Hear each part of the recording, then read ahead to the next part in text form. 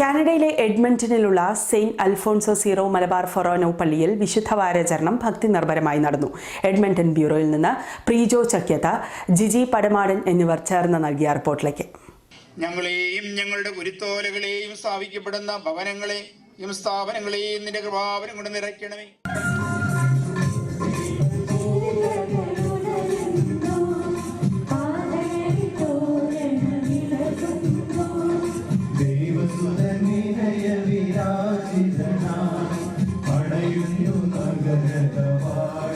കേരളത്തിൽ നിന്നും കുടിയേറി പാർത്ത 500 പരം കുടുംബങ്ങളാണ് എഡ്മണ്ടൻ ഇടവകയിലുള്ളത്.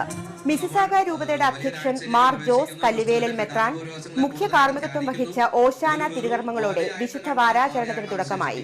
വികാരി ഫാദർ ജോജോ ചങ്ങനാന്തുണ്ടത്തിൽ, ട്രസ്റ്റിമാരായ ജിസ്മോൻ, ജോജി കുര്യൻ എന്നിവർ തിരുകർമ്മങ്ങൾക്ക് നേതൃത്വം നൽകി.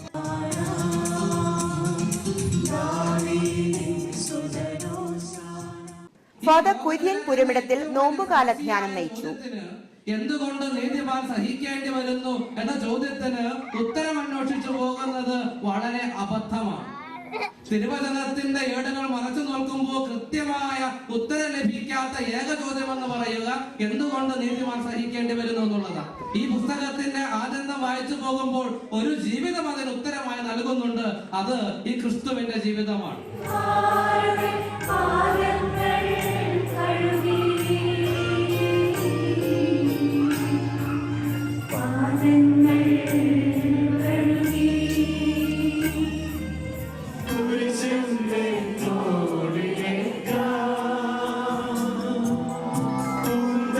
പരസ്പരം നോക്കി കവിഞ്ഞൊഴുകുന്ന 4 കണ്ണുകൾ, വിങ്ങിപ്പൊട്ടുന്ന 2 ഹൃദയങ്ങൾ.